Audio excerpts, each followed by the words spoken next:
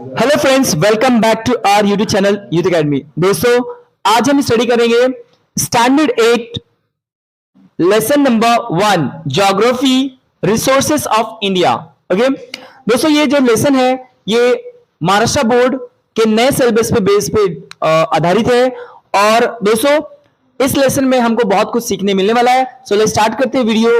और फ्रेंड्स, अगर आप मेरे चैनल पर नए हैं तो प्लीज चैनल को सब्सक्राइब जरूर कर लें। ओके, क्योंकि मैं इस सिलेबस से रिलेटेड सारे चैप्टर के मैं क्वेश्चन आंसर भी मैं अपलोड करते रहूंगा। और दोस्तों, आपको कोई डाउट है तो मुझे कमेंट करके जरूर पूछ लें। ठीक है, सो लेट्स स्टार्ट करते हैं lesson number 1 resources of India. First है दोस्तों introductions. In the process of evaluation and development, human have discovered a great variety of resource in nature and creates many other with the help of the different technologies. दोस्तों, resources का मतलब क्या होता है? ठीक है, तो भारत में पाई जाने वाली कौन सी resources जो होती है जो हम यूज करते हैं। आपको पता है कि इवोल्यूशन का मतलब होता है तरक्की, मतलब बदलाव, चेंजेस। ठीक है, और डेवलपमेंट मतलब विकास। दोस्तों, इंसान शुरुआत से लेकर के आपको पता है कि पहले कैसा था, अब कैसे रहता है। ठीक है, तो ये कहां से इतना आ गया? ये दोस्तों धीरे धीरे डेवलपमेंट किया, अपने अंदर इवैल्यूएशन लाया, बदलाव किया, उसके बाद जाकर के क्या हुआ, इसको हमें इतना आगे टेक्नोलॉजी यूज करते हैं, हम देखते हैं। ठीक है, आज हम इतने टेक्नोलॉजी यूज करते हैं। ठीक है, एंड दोस्तों, in this chapter, we will study about the major type of resources, how useful and valuable they are in making human life comfortable, and why it is important to conserve these resources. Friends, इस lesson में हम ये पढ़ेंगे ये resources को कैसे बचाना है, क्योंकि ये रिसोर्सेस की वजह से ही हम क्या है आगे अपना भविष्य तय करेंगे। ठीक है, अगर ये खत्म हो जाएगा तो हम भी खत्म हो सकते हैं, क्योंकि ये रिसोर्सेस की वजह से ही हम यहाँ पे पृथ्वी पर क्या कर रहे हैं, सर्वाइव कर पा रहे हैं। ठीक है, अब ये रिसोर्सेस होता क्या है, जैसे कि नेचुरल रिसोर्सेस होता है, जैसे कोयला है ना, गैस, पेट्रोलियम प्रोडक्ट्स जो भी होते हैं। ठीक है, जो जमीन से मिलने वाली चीजें होती हैं। ठीक है, वो चीज जैसे कि ओशन, समंदर से हमें बहुत सारी चीजें मिलती है, जैसे कि मछलियां हो गई। ठीक है, फिशेस एंड ऑयल्स हो गए। ठीक है, और कई प्रकार के डेकोरेटिव प्रोडक्ट भी हमको मिलते हैं। ये सारी चीजों को हम क्या बोलते हैं, नेचुरल रिसोर्सेस। तो एक एक चीज हम समझेंगे दोस्तों। सो फर्स्ट ऑफ ऑल, आपको इतना बेस तो पता चल गया होगा कि जो भी हमें पृथ्वी के अंदर से या नेचर से मिलता है उसे हम कहते हैं रिसोर्सेस। ठीक है, देखिए अभी यही लिखा है क्या, नेचुरल रिसोर्सेस क्या होता है। First of all, is directly okay obtain in nature. क्या होता है, डायरेक्टली हमें नेचर से मिलता है। ऑब्टेन मतलब मिलना, हमें नेचर से मिलता है। And use by man for satisfying there his needs, और वह मनुष्य जो होता है उसका इस्तेमाल करके अपने जरूरतों को पूरा करता है। जैसे कि पहला फर्स्ट है लैंड, जमीन जो हो गया, मिट्टी हो गई, soil, water, mineral, air, sunshine, जंगल हो गया ना, forest, wildlife, animals, fisheries. ठीक है, मछलियां हो गई, जंगली जानवर हो गए, ये सब क्या है, जमीन, मिट्टी, हवा, पानी, ये सारा का सारा हमारा नेचुरल रिसोर्स होता है। ठीक है, are the example of the natural resources and man utilize this natural resources to fulfil his basic needs, foods. और दोस्तों, जो मनुष्य होता है ये सारी चीजों का इस्तेमाल करके, ठीक है, इन सभी चीजों का इस्तेमाल करके क्या करता है, अपनी जरूरतों को पूरा करता है। फर्स्ट ऑफ ऑल क्या करता है, उसको क्या चाहिए, पहला फूड, क्या चाहिए उसे, फूड चाहिए, खाना। ठीक है, दूसरा क्या चाहिए, कपड़ा, आपको पता है क्लोथ्स। इंसान को पहली बेसिक चीज क्या चाहिए, खाना चाहिए। अगर खाना मिल गया तो सिंपल सी बात है, उसको अपने अंग को ढकने के लिए, शरीर को ढकने के लिए क्या चाहिए, क्लोथ्स, कपड़े चाहिए। ठीक है, एंड दोस्तों, एंड ड्वेलिंग मतलब घर, और रहने के लिए क्या चाहिए, घर चाहिए। And to create things for better and comfortable livings. और दोस्तों, ये चीज मिलने से क्या होता है, वहां अच्छे तरह से कंफर्टेबली एकदम व्यवस्थित रहने लगता है। ठीक है, natural resources are therefore the nature's precious gift to mankind. इसलिए दोस्तों, जो ये नेचुरल हमें रिसोर्स मिला है, ये हमारे लिए क्या है, बहुत ही अच्छा गिफ्ट है भगवान की तरफ से, नेचर की तरफ से। It's a gift for the god. Okay, all resources are obtain from environment itself. और ये सारी की सारी रिसोर्स हमें कहां से मिलती है, इन्वायरमेंट से मिलती है। हम बनाते हैं क्या ये? नहीं। हवा, पानी, मिट्टी, धूल, है ना, सूरज की किरणें, सनशाइन, ये सब क्या हम बनाते हैं क्या? नहीं। ये सब कहां से मिलता है? हमें नेचर से मिलता है, बाय द नेचर। जंगल से हमें कई सारे पेड़ पौधे, औषधियां मिलती है, ये भी हमें क्या मिलता है? नेचुरल रिसोर्सेज है। सर जंगल से हमें क्या क्या मिलता है? जंगल से हमें बहुत फल, लकड़ियां, औषधियां, कई प्रकार के दवाइयां हमें मिलती है। ये सब क्या है? नेचुरल रिसोर्सेज है। ओके, कोई डाउट्स में? Okay, all resources are obtained from environment itself हो गया। Many man only can change it the form of matter and obtain utility from it. इंसान जो होता है क्या करता है? इस चीज को जो नेचर से मिलता है उसको कन्वर्ट करता है, और कन्वर्ट करके क्या करता है? अपने इस्तेमाल में लाता है। जैसे कि पेड़ हो गया, अब पेड़ से क्या करेगा? कटिंग करके उसके लकड़ी से अपने घर के टेबल, है ना, चेयर्स वगैरह बना करके रहने के लिए यूज करता है, उससे घर को बनवाता है अपने। ठीक है, मतलब इंसान नेचुरल रिसोर्स को इस्तेमाल करके अपने लिए सुविधाजनक चीजों को बनाता है। आई थिंक ये आपको क्लियर होगा कि व्हाट इज रिसोर्सेस, रिसोर्स क्या होता है। क्लियर हो गया कि नहीं दोस्तों? वैल्यू ऑफ रिसोर्सेस, तो जो वैल्यू है वो हम समझेंगे कि क्या रिसोर्सेस की हमारे पास वैल्यू है। okay?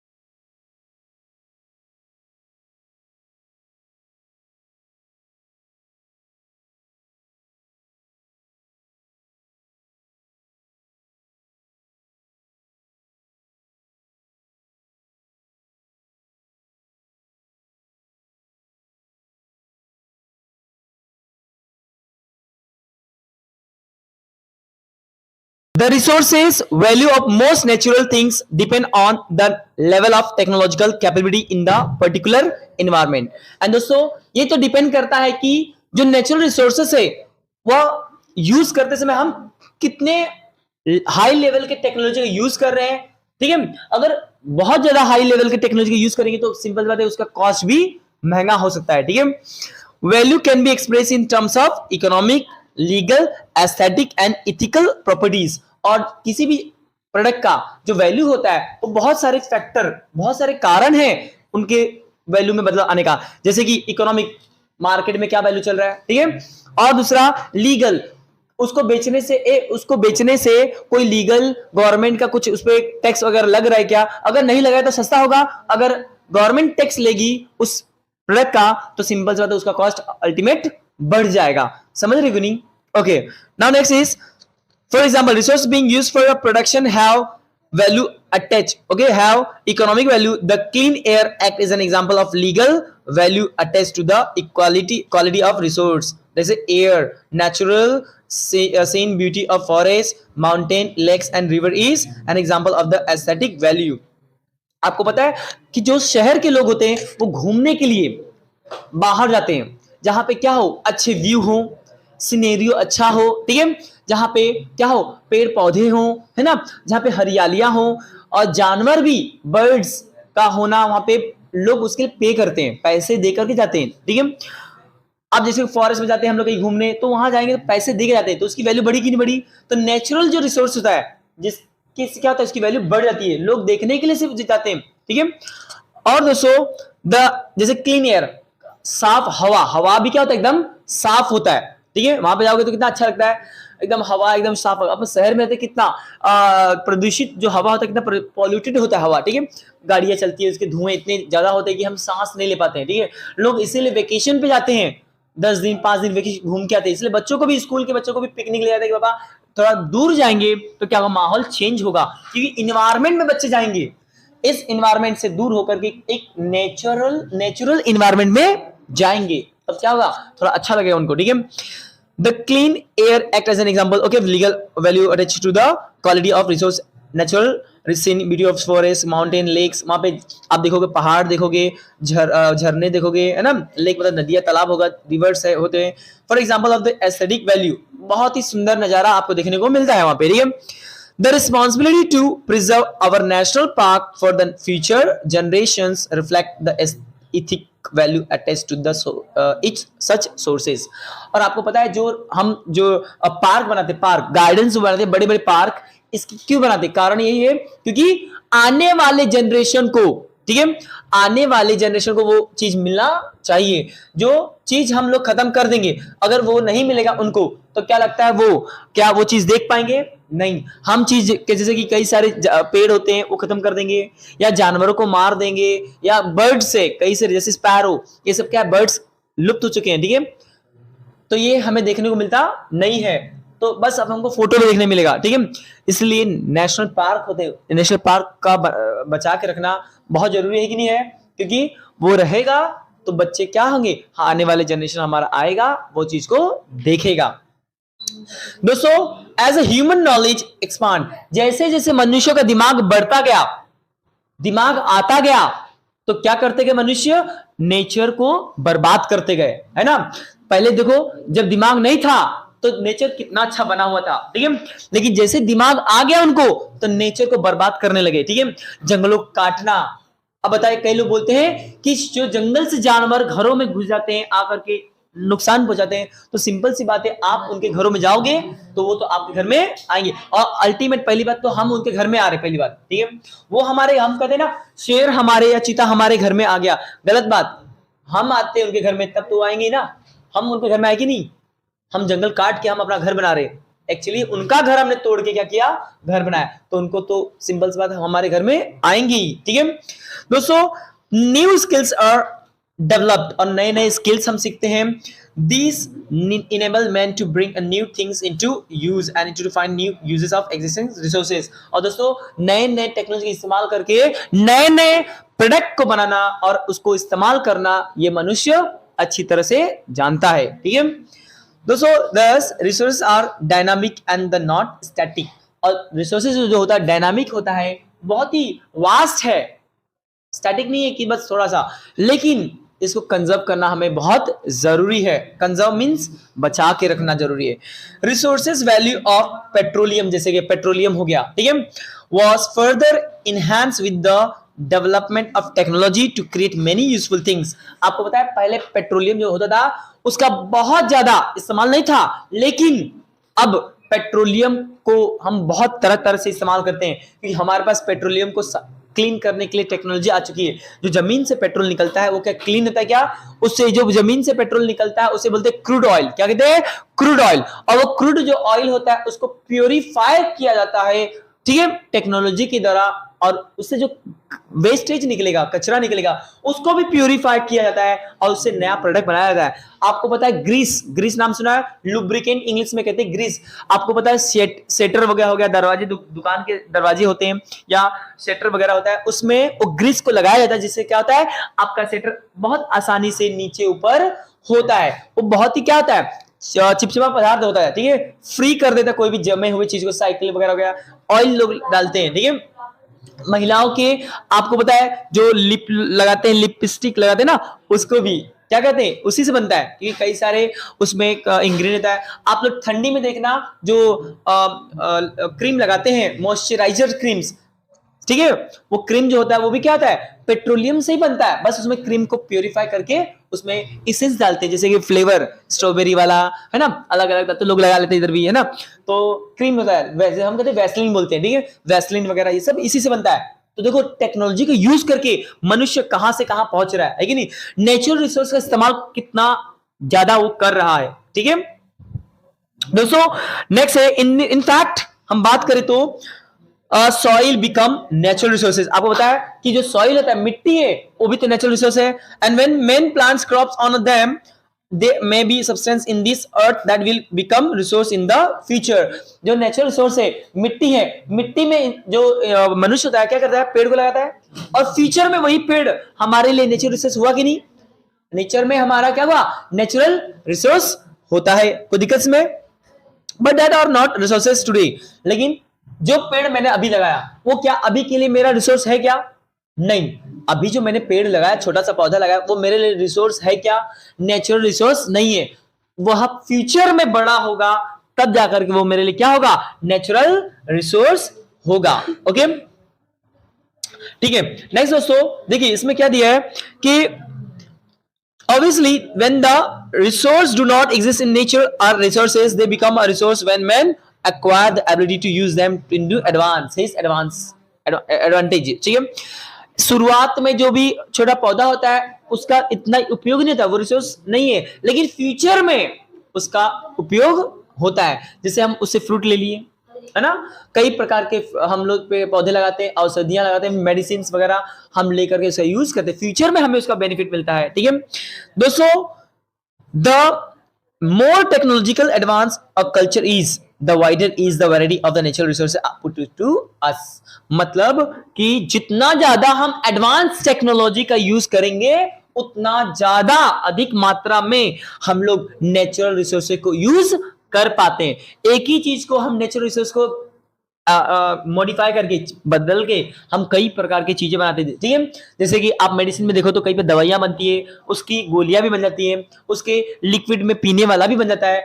तो ये सब क्या है, ये टेक्नोलॉजी का यूज करके हमने क्या किया है, हमने सब बनाया है, ठीक है दोस्तों। नेक्स्ट टॉपिक है classification of resources. Okay so classification resources क्या है, जो रिसोर्स है वो कितने पार्ट में बटा हुआ है, ठीक है। तो फर्स्ट देखिए, natural resources can be classified in a number of ways, कई टाइप में बटा हुआ है, ठीक है natural resources. The objective of classification would primarily decide how we put a resource under a particular category. दोस्तों ये जो कैटेगरी है, मतलब रिसोर्स को बांटने का, ये हमको बताया कि प्राइमरली किस पे फोकस किया गया है। जैसे कि यूजेस पे जो रिसोर्सेज है उसको बांटा गया कई सारे पार्ट्स में, ठीक है दोस्तों। The classification of resource depend upon a different basis, कई टाइप है इसको बांटने का। पहला टाइप है on the basis of renewability.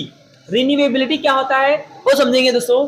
On the basis of availability of the resource over a period of time, resources में be classified into 3 categories, 3 category में बांटा गया है। पहला है रिन्यूएबल और नॉन एग्जॉस्टिबल, ठीक है, नॉन रिन्यूएबल और एग्जॉस्टिबल एंड एक्रिलिक्स, मतलब जो रिसोर्स का फिर से ना बनना, ठीक है, वो होता है नॉन रिन्यूएबल, ठीक है।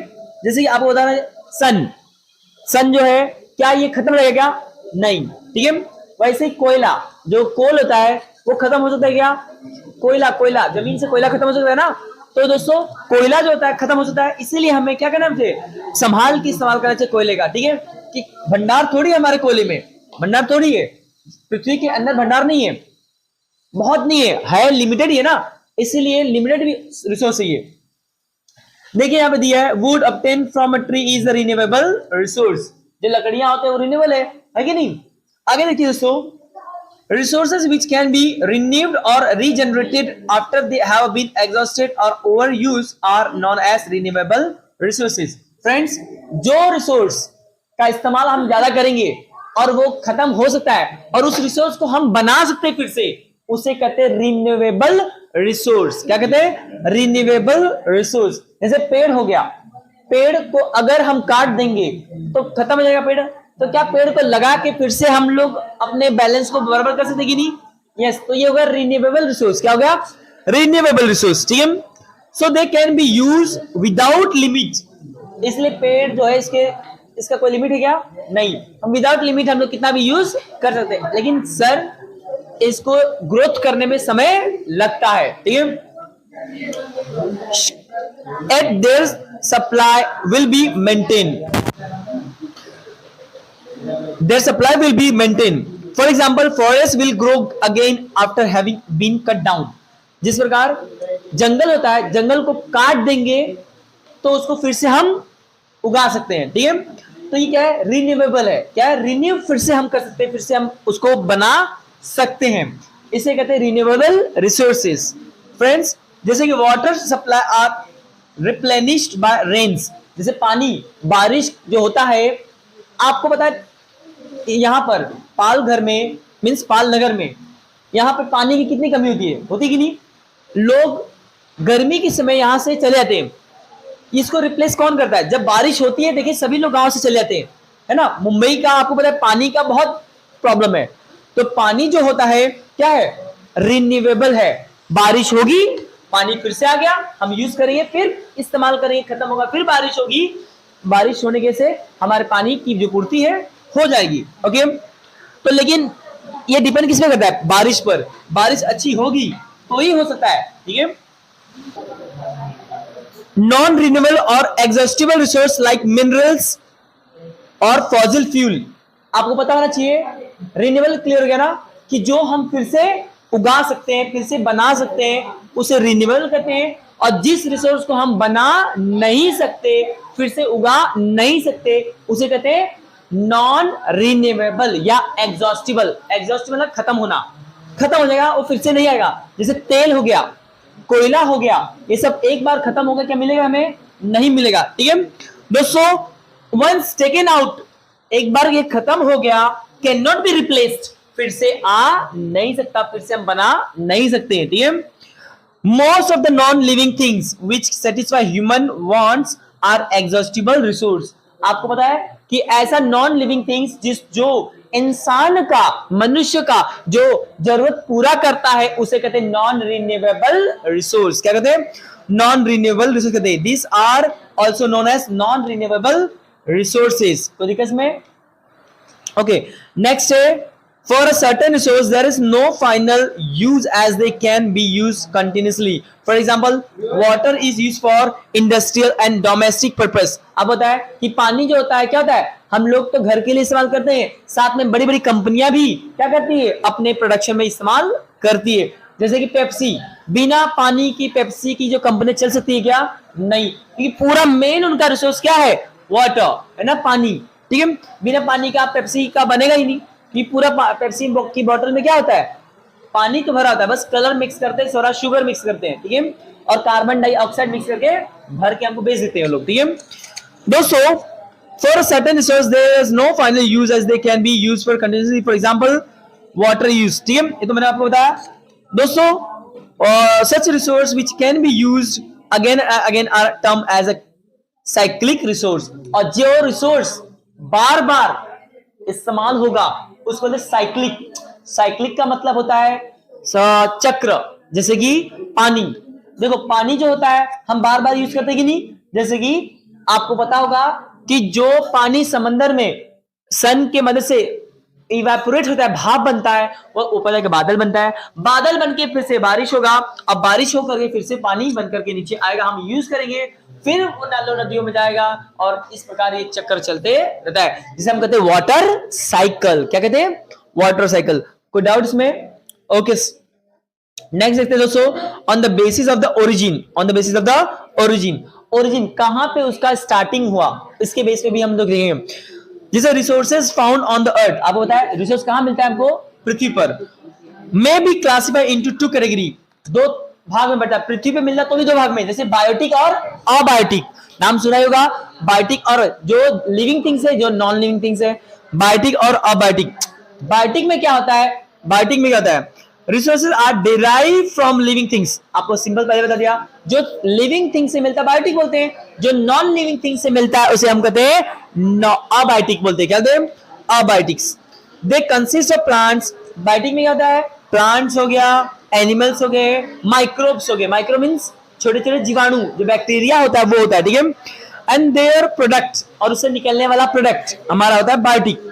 जैसे जंगल हो गया, forest, animal and fish are biotic resources. Fish are biotic resources होते हैं। ये सब पेड़ हो गया, पौधे हो गए, और जंगल से मिलने वाला सारा चीज हो गया, और मछलियां हो गई, समुद्र से मछलियां मिलती है, ये सब क्या है, बायोटिक प्रोडक्ट है। क्या है, बायोटिक प्रोडक्ट है। जैसे कि दोस्तों एग्जाम्पल में some are non renewable, for example forest and livestock resources are renewable but coal and mineral oil are non renewable होता है। आपको पता होना चाहिए, जंगल और जानवर ये क्या है, रिन्यूएबल है कि नहीं, ये फिर से आ सकते, लेकिन जंगल में से बनने वाला कोयला, जो कोयला होता है वो क्या फिर से बन सकता है क्या, नहीं, यह करोड़ों साल लगते हैं उसको बनने में, इसलिए कहते हैं इसको नॉन रिन्यूएबल। क्या कहते हैं, नॉन रिन्यूएबल रिसोर्सेज। ओके, यहां पे देखिए आपको दिया गया है ह्यूमन आर बायोटिक रिसोर्स। जो मानव होता है वो क्या होता है, बायोटिक होता है। हम फिर से क्या कर सकते हैं, अपने आप को डेवलप कर सकते हैं कि नहीं कर सकते, ठीक है दोस्तों। आगे देखिए, all such resources which have been composed of non living things are called as abiotic resource. और जो रिसोर्स हम मनुष्य का जो नॉन लिविंग होता है वो क्या होता है, अबायोटिक होता है। जैसे कि हमारे पृथ्वी से हमको क्या मिलता है, हमें मिलता है for example land, water, mineral, iron, copper, lead and gold and abiotic resources. This are all are abiotic resources. हम देखेंगे पोटेंशियल रिसोर्स क्या होता है, ठीक है। तो पोटेंशियल रिसोर्स में क्या होता है, resources that are present around us but are not fully tapped for proper use can be classified as a potential resource। दोस्तों पोटेंशियल रिसोर्स का मतलब ये होता है वह रिसोर्स जो हमारे आसपास है बट हम पूरी तरह से उसका इस्तेमाल नहीं कर पाते हैं, ठीक है, उसे कहते हैं पोटेंशियल रिसोर्सेज। जैसे यहाँ पे दिया देखो, our potential resource power resource, जैसे न्यूक्लियर हो गया, टाइडल हो गया एंड सोलर एंड विंड हो गया, ठीक है। जैसे कि कई सारे रिसोर्सेस होते हैं, पवन चक्की चलता है, उससे हम बिजली बनाते हैं कि बनाते। न्यूक्लियर हो गया, न्यूक्लियर मींस जो हम एलिमेंट का इस्तेमाल करते हैं, जैसे लिथियम, सोडियम, पोटेशियम का यूज करके बिजली बनाते हैं, वो रिसोर्स हो गया, ठीक है। पानी की लहरें होती है, उससे भी हम क्या बनाते हैं, टाइडल बोलते हैं, टाइड, ठीक है, समुद्र के लहरें आती है, उसका भी इस्तेमाल हम करते हैं बिजली बनाने में, ठीक है दोस्तों। The extent of development of any potential resource in an area depend on human effort and the stages of economic development। ये डिपेंड करता है कि किस एरिया का कितना डेवलपमेंट है, उसके आधार पर ही उस रिसोर्स का हम यूज कर सकते हैं, ठीक है। ऐसा नहीं कहीं भी इस्तेमाल हो सकता है, ये रिसोर्स डिपेंड करता है कि उस एरिया का कितना डेवलपमेंट हुआ है, ठीक है। जैसे एग्जाम्पल लेते आपको, अफ्रीका हो गया for example, has a vast potential of water resource but all have not yet been determined fully। आपको पता है अफ्रीका में, ठीक है, अफ्रीका है, वहां पे पानी की मात्रा बहुत ज्यादा है, ठीक है, वहां पे पानी ज्यादा है, इसका मतलब वो पोटेंशियल है, पानी ज्यादा है, पोटेंशियल है, यूज कर सकते हैं, लेकिन वो पूरी तरह से यूज कर पाते नहीं है, क्योंकि क्या है, वो देश बहुत ज्यादा डेवलप नहीं है, उतना खर्चा, उतना टेक्नोलॉजी इस्तेमाल नहीं कर पाता, जिससे वो उस चीज का जो अपना नेचुरल रिसोर्स है उसको यूज नहीं कर पाता है, ठीक है दोस्तों। जैसे कि एग्जांपल है India, in India water in the reverse is a good example of potential resource. आप पता है भारत में पानी की कोई कमी नहीं है, भारत को पानी की कोई कमी नहीं, लेकिन भारत में ही पानी बहुत कम मिलता है लोगों को। कई ऐसे राज्य हैं, महाराष्ट्र की बात करें तो महाराष्ट्र में कई ऐसे जिला हैं जहां पे पानी मिलता ही नहीं है। सर क्यों नहीं मिलता है, क्योंकि पानी को क्या करते हैं हम लोग, रिजर्व करते ही नहीं है, ठीक है। अभी देखिए यहाँ पे देखिए इतना बारिश हो रही है, तो पानी जो है अगर हम इसको रिजर्व करेंगे तो क्या पानी की कमी होगी हमें, नहीं, लेकिन पानी देखिए जब बारिश होती है तो यूं नालों में बह के निकल जाता है इतना पानी, ठीक है। और बारिश जाने के बाद हमें पानी कितना कम हो पड़ता है कि नहीं, कि पानी क्या है, हमने कंक्रीट कर दिया, जमीन में पानी जब जाएगा तभी तो हम पानी का इस्तेमाल कर पाएंगे। और हम पानी का इस्तेमाल क्यों नहीं कर पाते? क्योंकि पानी नालों के द्वारा और बाहर सड़कों पे बह जाता है, क्योंकि सड़कों के द्वारा जमीन में जा नहीं पाता, क्योंकि सड़कें कैसी बनी है? कंक्रीट की, पूरी पत्थर की बनती है, सारे सीमेंट के बने हैं, तो क्या पानी अंदर जाएगा? नहीं जाएगा। जितना पानी जाता है हम उतना इस्तेमाल कर पाते हैं। अगर प्रॉपर तरीके से पानी अंदर जाए तो समंदर पानी बारिश का पानी जाए तो क्या लगता है हमें पानी की कोई कमी होगी? नहीं होगी। ठीक है, तो ये एक प्रॉब्लम है। It potential and availability as transport alternatives for generative hydro electricity for irrigation etcetera. और हम लोग इसको बचा करके हाइड्रो इलेक्ट्रिसिटी बना सकते हैं, मतलब बिजली भी बना सकते हैं और खेती में भी इस्तेमाल कर सकते हैं, लेकिन हम ऐसा कर पाते नहीं है। ठीक है, फॉर इरिगेशन मतलब खेती करने के लिए इस्तेमाल किया जाता है, etcetera need to be studied for its full utilization. इसीलिए हमें इस रिसोर्स को फुल्ली यूटिलाइज करना चाहिए, पूरी तरह से इस्तेमाल करना चाहिए। ठीक है, लेकिन हमारे पास इतना टेक्नोलॉजी है क्या? नहीं है, और हम उसका इस्तेमाल करते भी नहीं है। तो दोस्तों ये लेसन का इतना हम पार्ट इसको कवर करते हैं। नेक्स्ट जो पार्ट है दोस्तों, नेक्स्ट वीडियो में हम कवर करेंगे। फ्रेंड्स, आपसे रिक्वेस्ट है कि आप मेरे चैनल में नए हैं तो प्लीज चैनल को सब्सक्राइब जरूर कर लें, क्योंकि मैं इसी तरह की educational and informative video upload करते रहता हूं। तो दोस्तों मिलते हैं नेक्स्ट वीडियो में, तब तक के लिए take care and good bye.